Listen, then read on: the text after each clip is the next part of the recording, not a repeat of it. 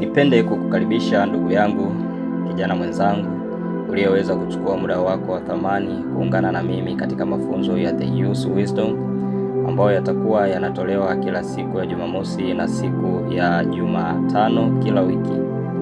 Mafunzo haya yatakuwa ni yenye kutukuza kifikra, kiroho, kimwili, kimaadili na ujenzi wa maisha bora kama kijana. Lakini siku ya leo tutakuwa na utangulizi.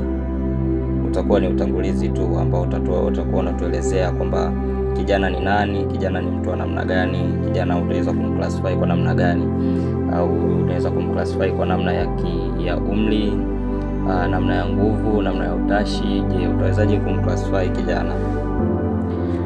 Nakala mbalimbali zimeweza kumwelezea kijana na kuweza kumclassify kijana kwa namna ya kiumri, kwa namna ya nguvu na kwa namna tofauti tofauti. Tukiangalia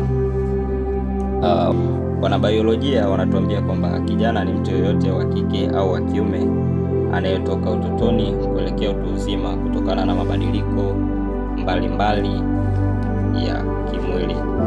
Lakini pia kuna mifumo mbalimbali ya kimataifa ambayo imezidi kutuelezea na kumclassify kijana katika namna ya tofauti tofauti.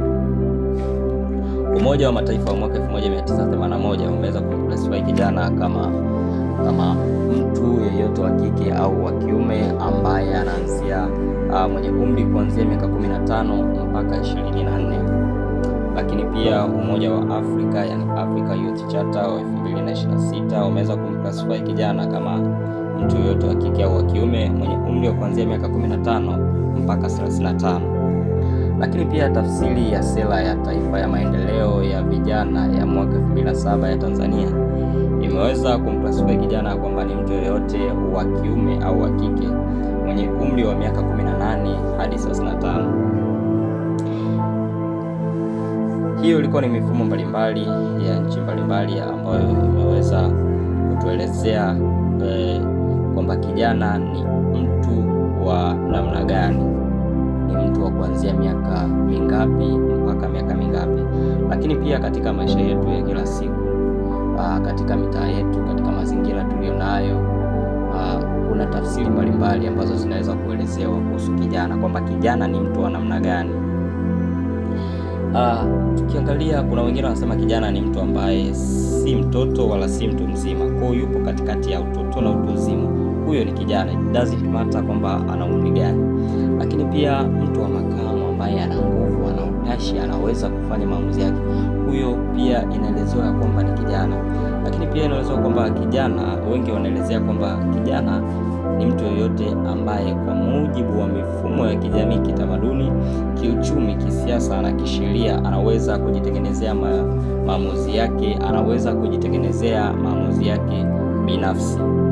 Hiyo ni tafsiri za watu mbalimbali katika jamii yetu tunayoishi, wamemwelezea kijana kwa namna hiyo.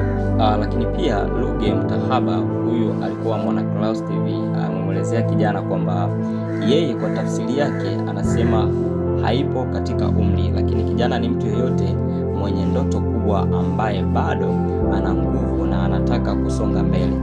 Hata mwenye umri wa miaka 60 anaweza kuwa kijana kama ana nguvu ya kusonga mbele.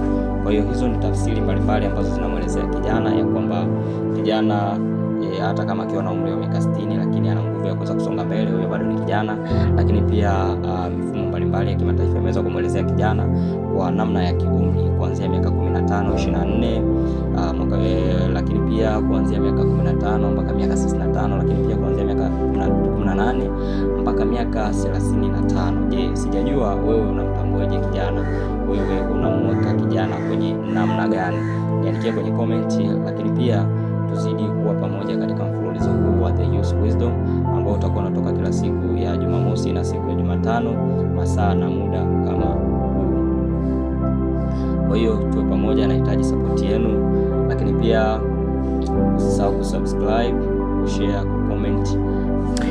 Lakini pia usisahau mafunzo yetu yatazidi kuendelea kila siku ya Jumatano na siku ya Jumamosi Leo tulikuwa tunatolea tu ufafanuzi ya kwamba kijana ni nani, kijana ni kuanzia umri gani mpaka umri gani, ambao inabidi waweze kushiriki katika mafunzo haya ya The Youth Wisdom.